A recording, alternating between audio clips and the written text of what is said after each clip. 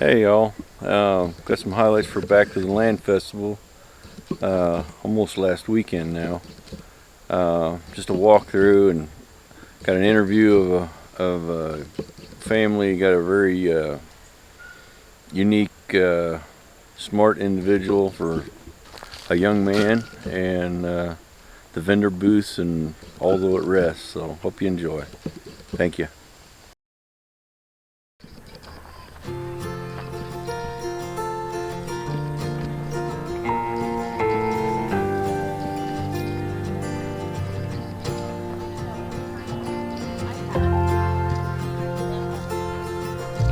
Hello.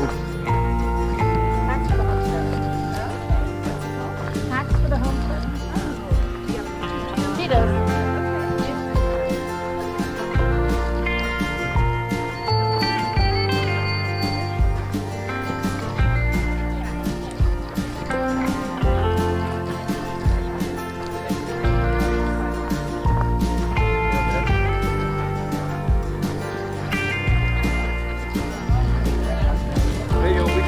We'll be back in a minute. We gotta do a chicken processing class. So we'll be back after a while. You going, Randy? Yeah.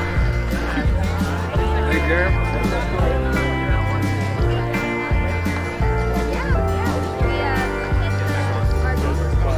Okay, yeah. And then near the end of it, I told him me and you to go ahead and do this.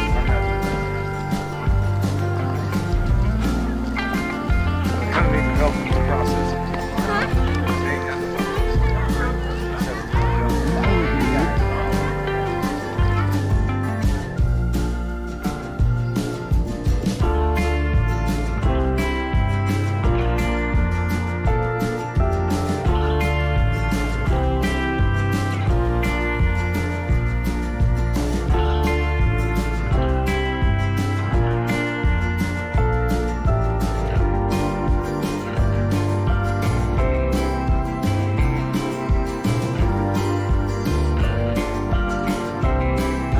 Hey, all ready to get started?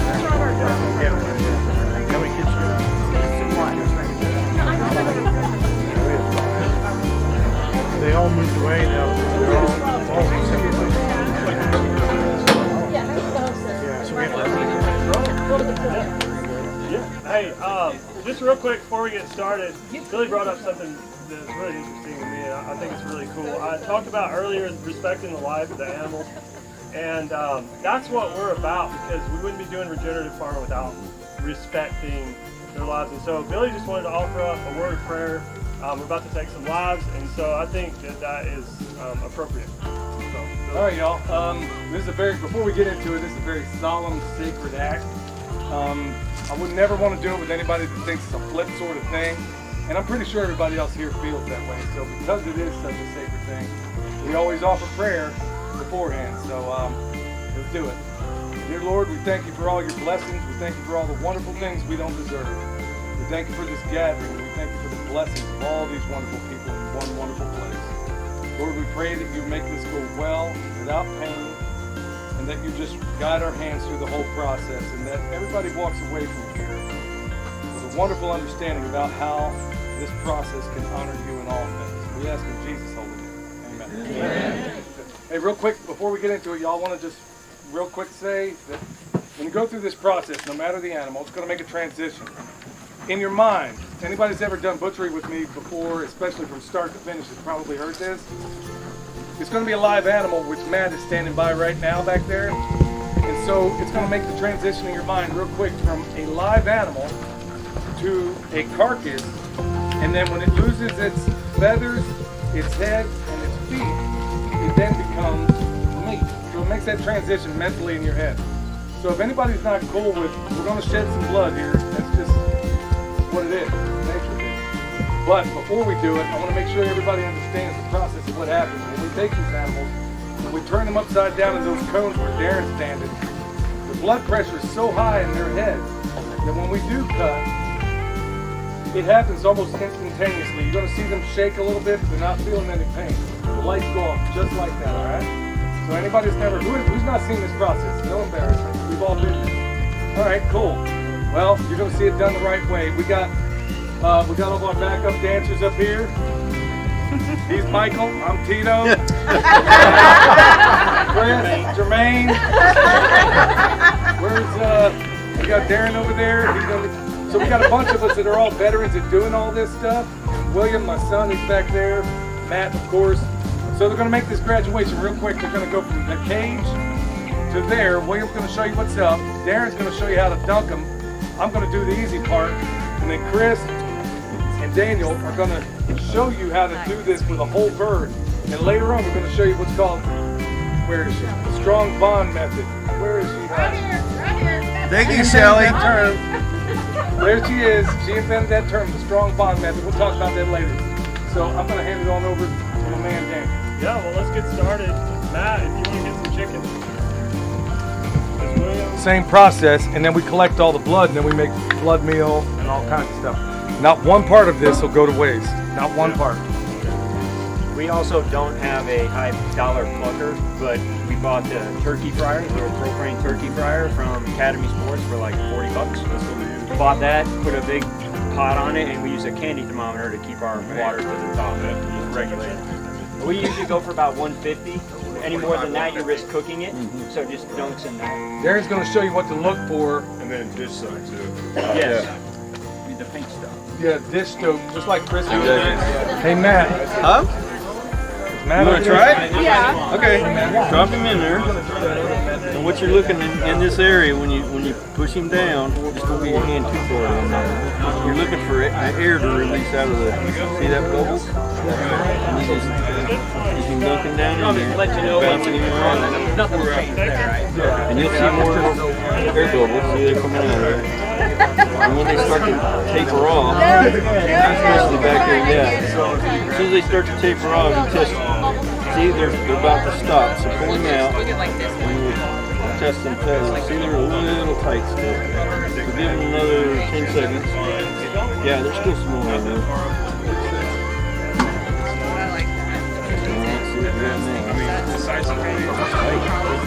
Give them a little more. Shouldn't have to tug that hard. When the cart cut too hard. Okay. There we go. As soon as you see that And stream, here, pull a couple so you know what the tension's supposed to be. See? They should just pretty much fall. Well, some of the ones that are inside this ball. Ready to try it? What we're going to do, Billy Wilson, we got to get our feet down below the water line. So we're going to shove him down in here. So all the feathers are covered. And you can hang on right, I'll show you. Drop him down in there. What we're looking, see these bubbles that are coming out of there? So, yeah. Get that air where it stops coming out so fast. And then that's when we'll start to do it. Yeah, you can see the and your first run is probably about 30 seconds. And you pull out. You'll get a hang of it after bird 40. All right, pull it out. Yeah. Pull that one. You're pretty close. There you go. Give him just a little bit more. Make sure we go down below. All right, now you should be ready. They should just fall. So, and then that goes from there to here comes another one, Billy. Good. All right, so I'm going to stand back and let somebody else do this. So.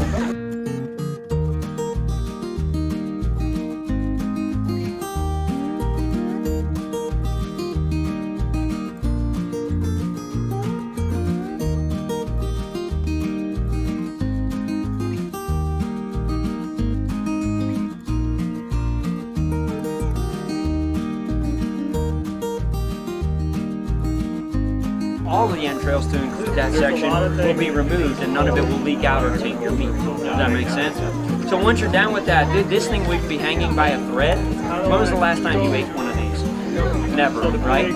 So you've got two options. You can do all the surgery to cut the oil gland off, or you can just lob the tail. Lobbing the tail is what we usually do once you've got that far. But for people who need a good angler to see what it is, that's what you're looking for. You're going to find that, and you're going to make your incisions all the way down after you make this part. So that's step one in. I know it's a lot of steps to remember now, but low. Yeah, they'll kill each other. Right there, yeah. Get a hand you can have in here to get as far up as you can. Because the more of the heart and lungs you get and the trach you get up here, and you start to pull this way, what if it tears? Well, if it's just a little piece of esophagus, who cares? You're not tainting your meat. Your job is to not let it hang out in that organ cavity, but to take that stuff, get it to this side of the organ cavity, then pick out what you want. If you want the liver, if you want to munch on something else, go ahead. But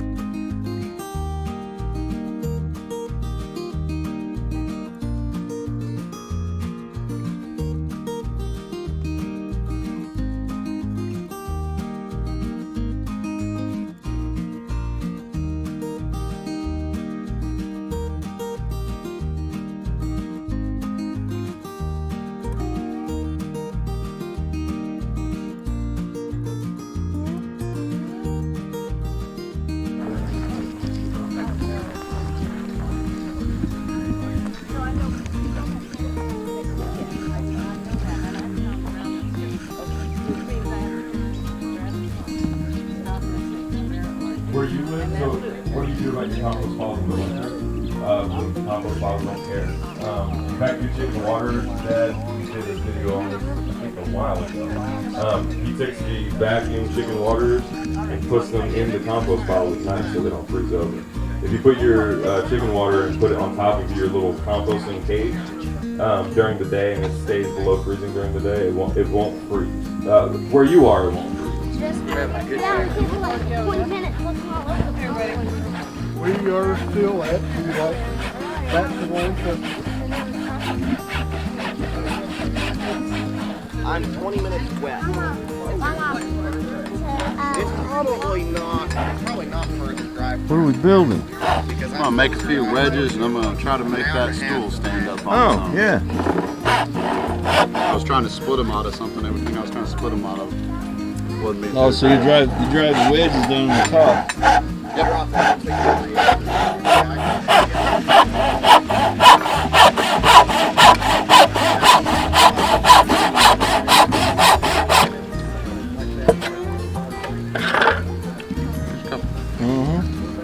Just the whole idea there is trying to make them go this way. Because if you make them go that way, you ain't gonna have much seat left.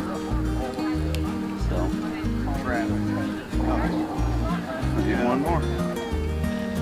I can hear it on the very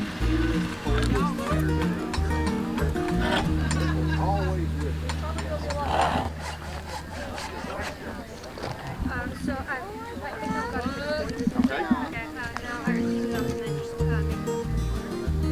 Yeah, don't cut it yet. Make the shoulder on the edge.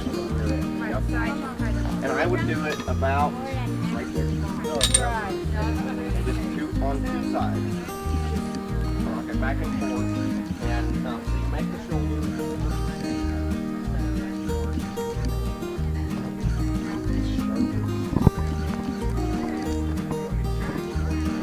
It's sharper than these.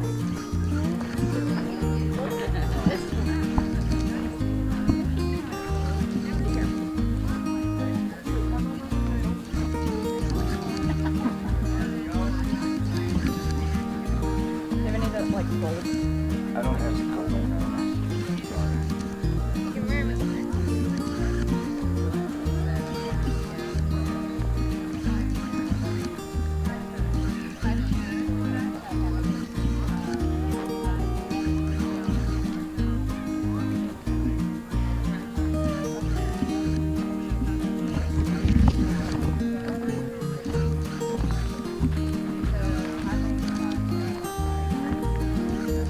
Howdy. Getting some of that good footage, huh? Oh yeah.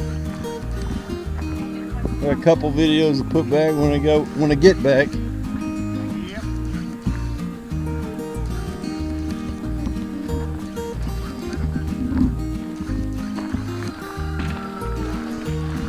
Doing good.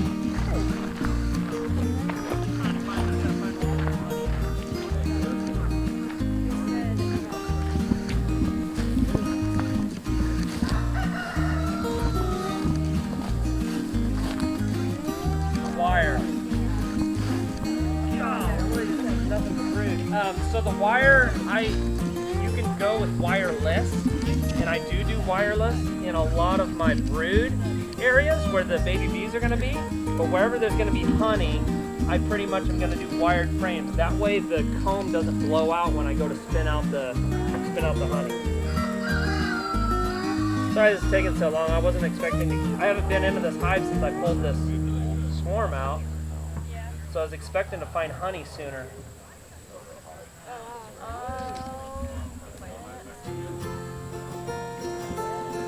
That's a lot of bees.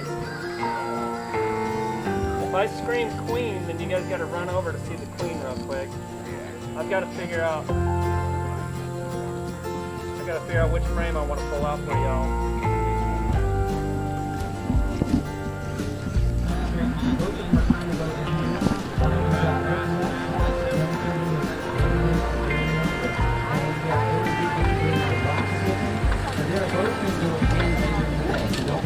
Well, we'll just wait till he kind of gets in there and because I would like to actually have a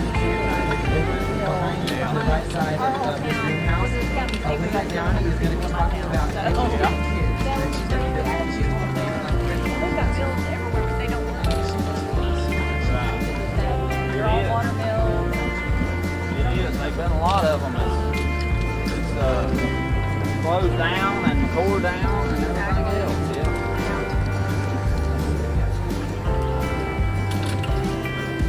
Show you how to clean coffee up.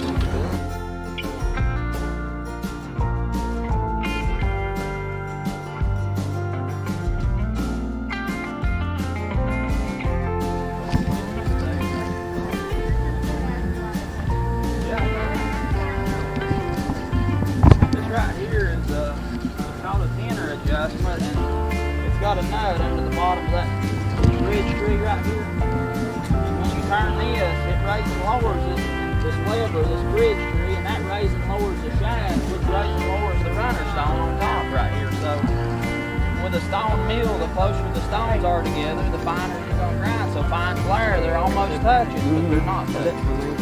You're grinding cornmeal or grits, well, they're farther apart.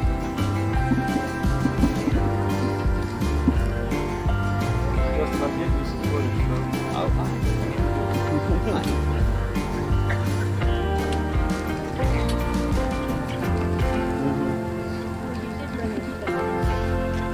And it's easy to run. If you buy a commercial grain mill nowadays, you're stuck with electric motor. And you know, this thing, you can hook anything to it, as you can see. If you got a truck or if you got a tractor, or I've hooked water wheels to mills and made them work.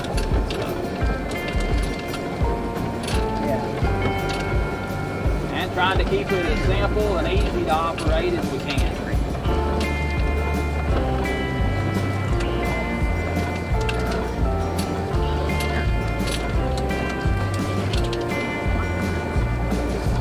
What I'm grinding is yellow corn, as you can see, and over here you got cornmeal coming out. There's a little bit of grits in with it.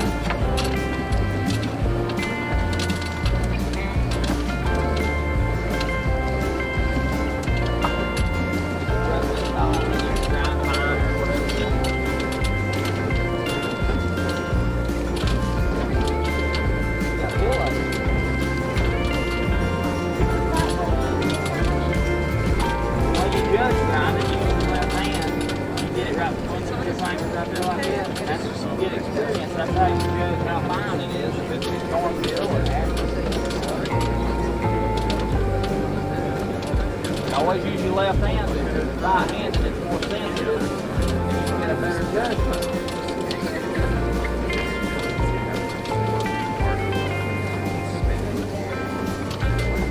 Some people like their cornmeal coarse, some people like it fine. Smile, Justin. Here. Left hand, right? Because I'm right-handed.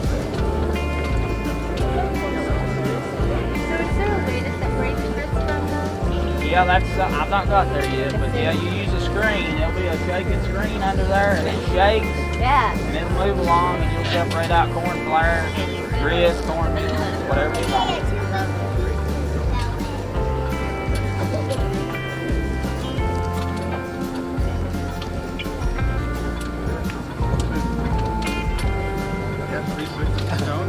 Yeah, you do, I've got a stone laying down here if you want to look at it. I use these hammers right here. This is a mill pick, and it's used for your fine work on the dressing the stone. And a bush hammer like this is where you need to take a lot of rock down fast. It's got about 25 points. This is the old one. This is a more modern one, which is carbide. They'll last. These old ones will brad up, and you're constantly working on them. But y'all can look at this stone right here. I pecked on it a little bit. You can feel the difference where I'm pecked and where I'm not. When it gets slick, it won't grind. It's just like a pair of scissors. If that thing's dressed right and sharp, it'll grind grain easier, and you get a better product and everything else. How often do you need to do that? That depends on what you're grinding, who's running the mill, and you never want them stones to touch ever, because if they touch, they'll knock that burr off, and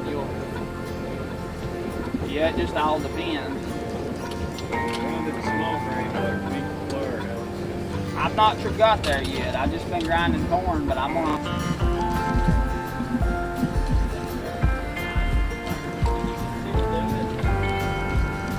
You've got. I didn't get it done, but there's gonna be a separator screen that's gonna grade out like flour, cornmeal, grit, and sometimes when you grind fine flour, you can set that flour out, and you can take your torture stuff and run it back through again and get more flour out of it. That's just kind of the nature of it. And with a mill of this type, that runner stone is on top, so if you get so much grain in there, it's going to make that stone start floating. So you have to have a right amount of grain going through it, so it don't float the stone.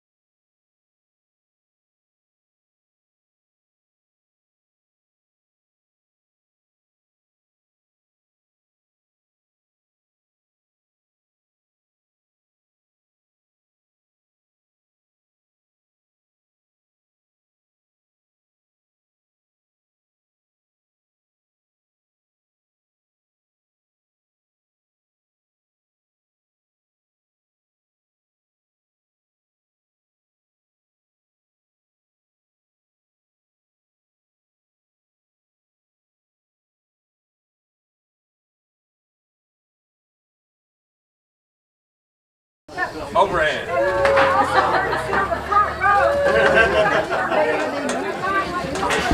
Go higher. Get the back.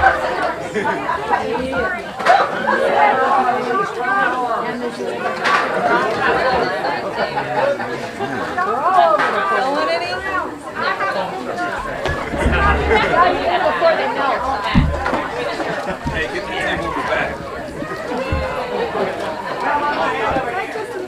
Well, she just redefined the definition of making it rain.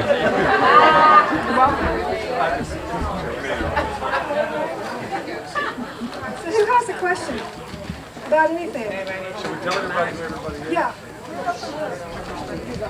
So I'm Jordan Goodwin, and I'm a blacksmith. You want it? I hit hot metal for a living. I'm Justin Metcalf. I'm a millwright. I build grain mills. I'm Melissa Goodwin. I spin and weave, and not just when I drive. I am Mama Ray, and there's no definition. I'm William Bond, and I'm a permaculture designer. My name's Adam Martin, and I'm kept by bees. I'm Billy Bond, and I'm his dad.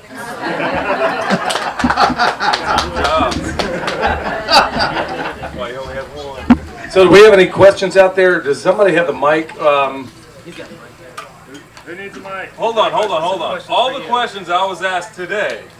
All the questions I was asked today, and nobody has a question now? Don't be shy. Don't be shy. Can we clean a chicken? It is. Speak into it. Come a little closer. So on the chickens, can I do the same thing on the turkey, the way you cleaned it without, cleaning it out? Okay, she's asking, for those who didn't hear it, are you asking, can you do a turkey the same way? The way you did that chicken real quick without... Okay, so I'm also a professional butcher. I was trained by Michelin star chefs in Kansas City. And that's Nicole Sauce, my friend, and she's awesome. And Hollow Roast Coffee, she makes the best coffee around there. She provided all the coffee, so she definitely requires. Okay, as a professional butcher, as one of the hats we wear at our farm, believe it or not, I'm going to say something you might find a little strange.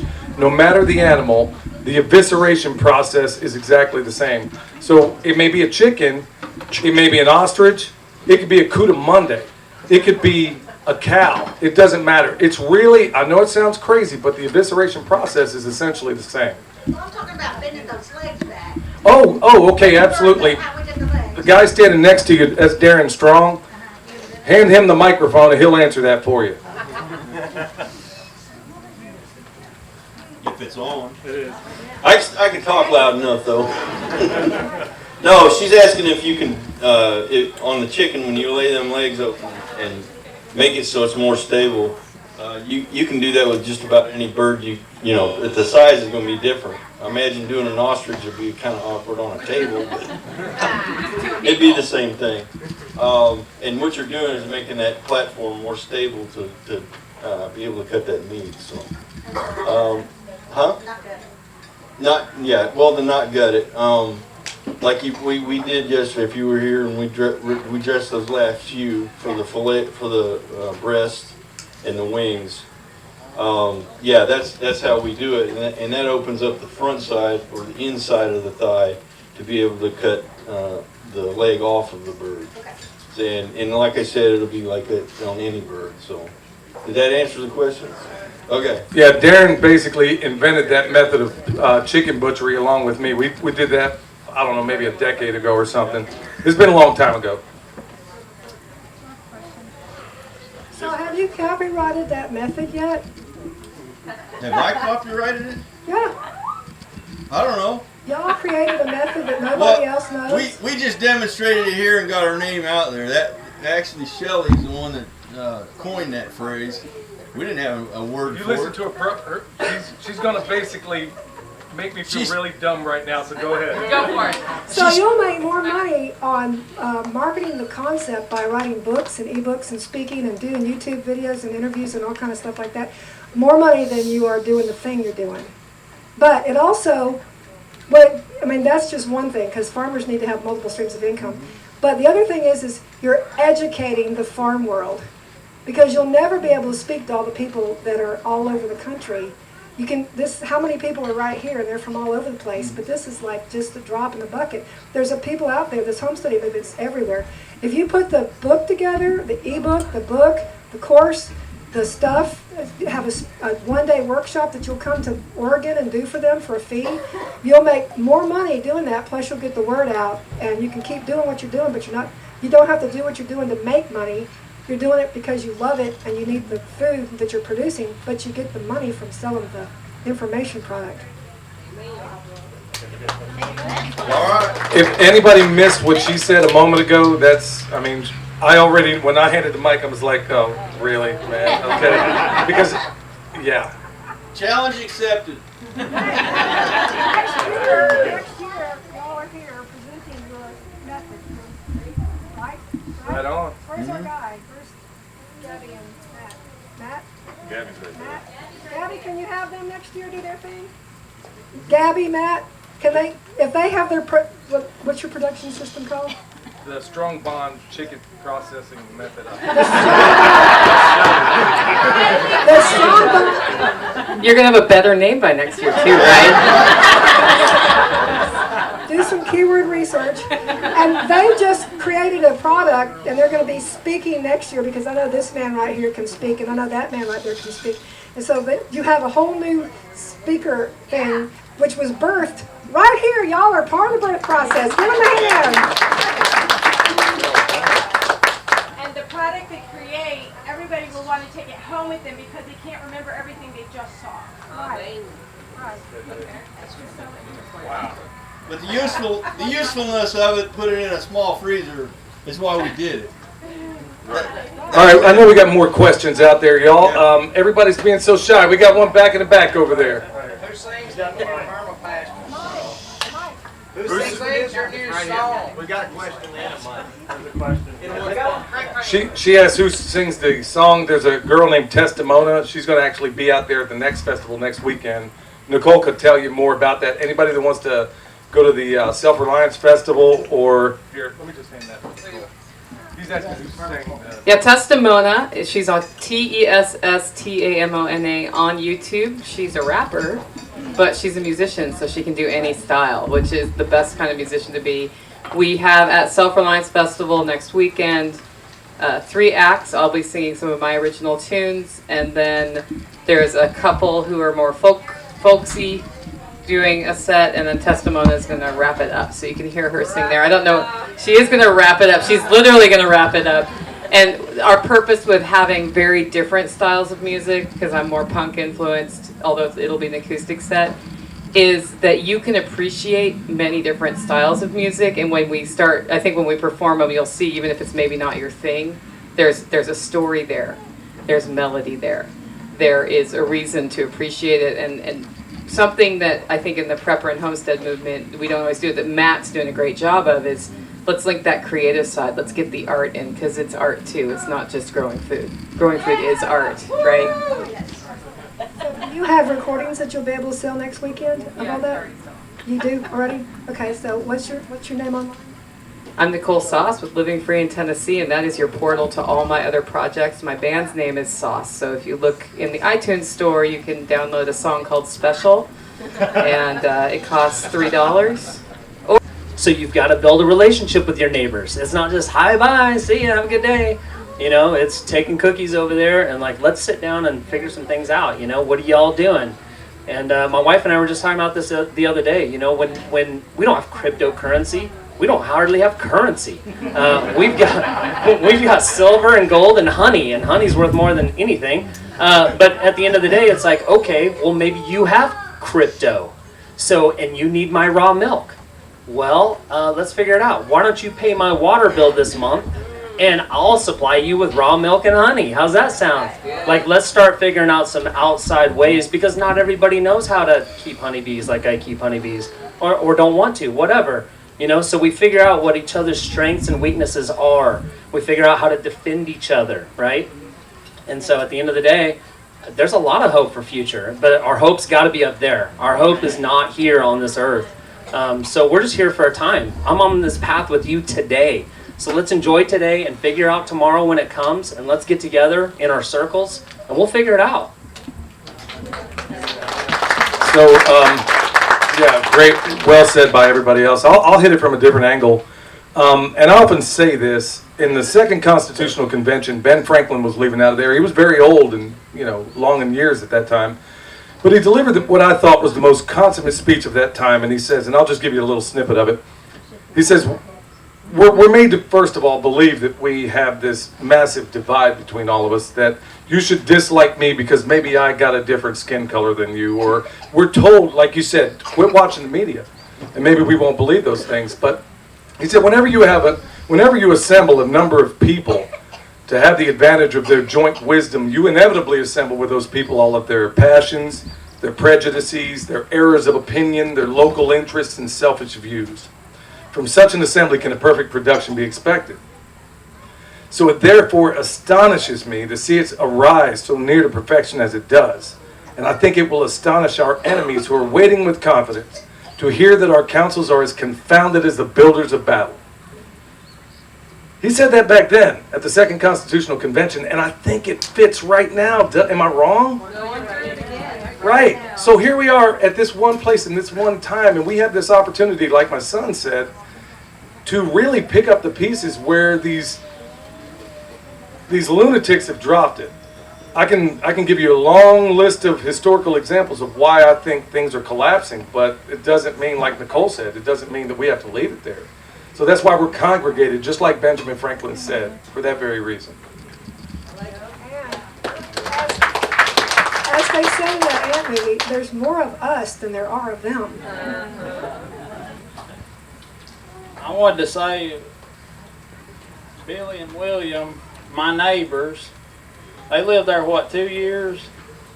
I'd pass by and see them. They started out, and I watched them when I'd pass by with their little chicken tractor, and I think, who's these people? What are they doing up there playing? And one day I come up the road and I stop, and Billy's there. I hated to stop. I wanted to stop, but they're always working. I didn't want to bother them while they were working. So I stopped, and we started talking and hit it off, and they say I'm a blessing to them, but I can't see it. They've been a huge blessing to me and my family. We've been through really thick and thin in the last year and a half. I mean, a lot going on. I lost both my parents last year, and they was more supportive than my own family in ways they could be there. So it ain't like, well, find your neighbor. What can your neighbor do for you? I mean, you may be the blessing to your neighbor, so don't hold back. Go out there and find out. Talk to them. Ask them. I can't tell you how much I've learned from them and how it's enriched my life. If it wasn't for them, I wouldn't be here right now. I'm not, and share with your neighbor. You got a lot of good stuff to give. I ain't saying let them go in your can room and say, you want some food now. Don't get me wrong. I'm saying you got a lot of good stuff to share anyway.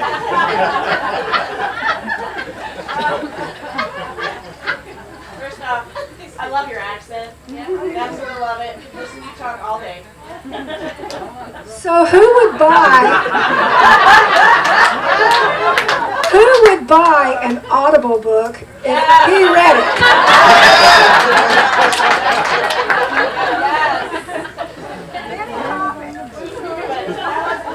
Well, I have a question. As far as cryptocurrency, what are some good resources to go and look at? Because I'm not real well versed in that whole process, so my fear is getting duped by the people that want to take you to the cleaners. There's a book called Age of Cryptocurrency on Audible that you can get that talks about the history of money and how it will change at some point. We think that the fiat currency that we have right now will always be in existence. No, it won't. That's one. There's another one called the Bitcoin Standard that was written by a Muslim young man who's awesome, and he says things that American people should. He's American, that nobody in America will actually come out and say. The Bitcoin Standard. There are groups that you can get on to find out more about it. You go to Coinbase.com. That's an exchange where people buy stuff from. Don't keep your crypto on the internet. Get a ledger from Ledger.com. It's in France. Do not buy it on eBay because there are hackers there. So you want to keep it off the internet onto what? Don't buy it on Amazon. Yeah, not Amazon, not eBay. No, the ledger that you're going to store it on. Ledger is like a thumb drive. It's like a off the internet thing. A what? Wallet. It's hardware that you're going to take your crypto off of the internet and store into it. You have to be very careful with security, your keywords and all those different things. Keep them in a fireproof safe, because if you lose it, guess what? You might have $1 million worth of crypto and you lose the computer or your phone breaks or something or other, and whoops, it's gone. We have friends that have lost that. And but the Coinbase is the primary gateway, right, exchange. It's like a bank where people buy it and sell it. And then also CoinDesk is another place that keeps you up with information on what's coming in, what's going on. People look at the altcoins coming in. Bitcoin is the main one, and everything else is an altcoin. Most of them are written on the Ethereum exchange, the Ethereum blockchain, and they go, oh, look at this cool thing, OMG. I don't want to buy that. No, don't do that. Don't buy by names. Do study and research before you ever stick money into it. The rule of thumb is don't put money into it unless you can afford to lose it, and then watch it go up. I'm not going to tell you how much I put into the account that I have, but it's a lot now. But I actually put money into it and took money out, the same amount out, so I have zero left in it. That's called infinite return, because I have nothing in it. So if it all crashes tomorrow, which is a lot, if it crashes, I haven't lost anything. But don't put more into it than you can afford to lose. Does that help? Yeah, so ledger.com is where, that's the actual website so that you can. That's a hardware wallet, so it's a device that you buy, and buy it straight from them, never buy it elsewhere, because they can install things on it and take your crypto. And there's So if you're more of a lesson by lesson sort of learner, Jack Spirko of the Survival Podcast does something called Bitcoin Breakout as a standalone podcast starting from what is cryptocurrency. And he's very founded in find what's the use case, what's it good for. Bitcoin is a network, right? It's a way for us that we can trust 100% because it cannot be changed to transact. And on top of that, you can do layers and layers of things. Right now, you don't need to worry about the layers of things. You need to learn how to go from US dollars to Bitcoin, back it up and secure it, and go from there. So if you listen to that podcast series from the beginning, it goes step by step, but he also has a website, bitcoinbreakout.com, where he starts trying to make this stuff really relatable from a beginner's eye. Because I think what happens when you get to learn about cryptocurrency is you start talking about it and people are like, you are speaking French to me, and I don't speak French, right? And I think he's done a great job of that. There are also different people who are willing to coach you through. I have recommendations. You might have recommendations who will start you with buy your first Bitcoin. I sell things, like I have a class I sell for less if you buy it with Bitcoin. And I say we'll show you how to do that all the way, including backing up a wallet so that you know how to recover it. And I do that because I want more people to become comfortable with using Bitcoin. And once you know how to use Bitcoin, other cryptocurrencies make sense. Fold is one of them, right? That's an app you can use that accesses a network that lays on. So if you think about, how much you know about websites? So websites like WordPress have a back end that's really ugly. And on top of that is an artistic layer, right? And that's called the theme. Bitcoin is the ugly background layer of cryptocurrency. On top of that is a much prettier theme called Lightning, and then that relates to Fold. But if you've got all this terminology spinning around, go back to step one. Start with what is Bitcoin. It's worth reading the white paper. It won't make sense. It doesn't matter. Read it. Go through all of the resources that she mentioned. Go through Bitcoin Breakout, and then go back and start over, because learning is iterative, right? The first time you're like, I don't know, and you feel anxiety, and then you learn it, and then you try it. And you try it with $10. I'm going to buy $10, even though the fees are high. It doesn't matter. You might send that $10 to some place in the middle of that forest where you never can recover it on accident. It was only $10. If you do that with $100,000, it's a little more anxiety-inducing. I know somebody who did that. They were like, the address was wrong. So anyway. So when you set up your account, Ray, can you tell them how you bought your van? Yeah, well, okay.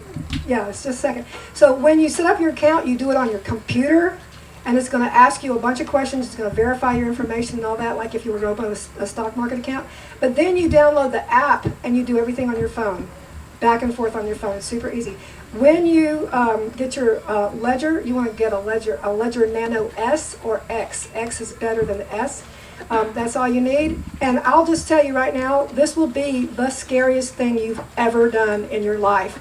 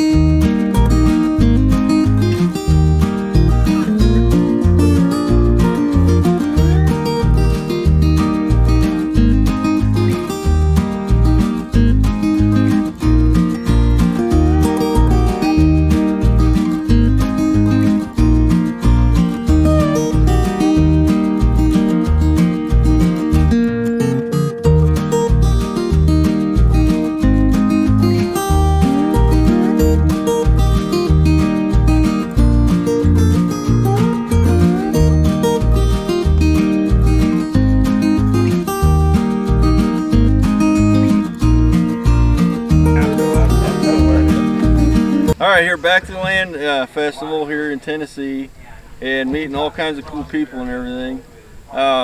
Met this gentleman and his son.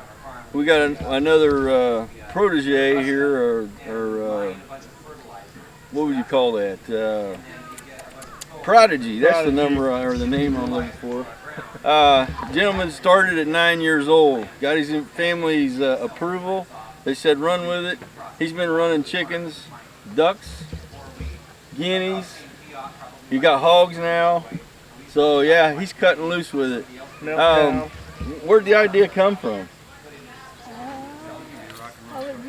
Well, I'd say start of the pandemic is probably when it all got started. Okay. Just kind of opened your eyes and said, we need to do something a little different. Yep, need to grow our own food. I'm a little more conscious of where our food's coming from. Yeah. And kind of we've been running from there. Awesome. So, what I asked you the other day, I guess it was yesterday, I was talking to him.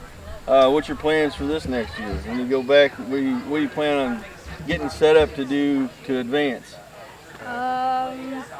Like to get more cows in place. And cows in place. See, that's ambitious. You see you can't do it. Let this guy show you otherwise. You got no excuses anymore.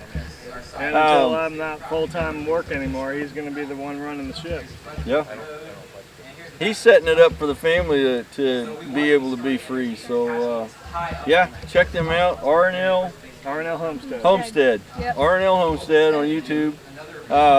Big things coming from this kid. So, stay tuned. Thank you. Thank you. Mm-hmm.